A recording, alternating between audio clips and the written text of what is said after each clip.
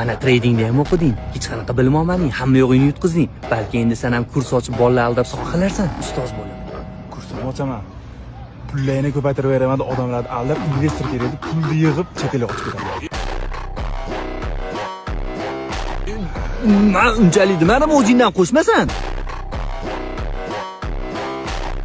Dori firmalar bilan shartnoma qilib, bemorlarga keraksiz dorilar yozib, maza qilib soqa qilarsan-a?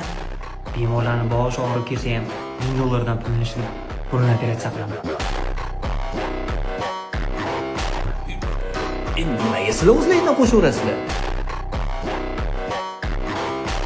Shuncha mashina sotibsan, o variantga sotganlaringni oylik to'lovi kech qolsa $50 dan qo'shib qo'y, hamma oyiga $1000 topib turamiz-da.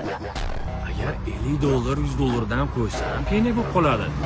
Bundan ko'ra boshida 2 barobar qimmatga sotaman, o'shanda to'lovi kech qolsa ham zato foydada bo'laman. Zato halol narsa savdo bo'ladi-ku. Sal insof bilan sotgin-ey. Akalar uzr, shayton yo'ldan urdi.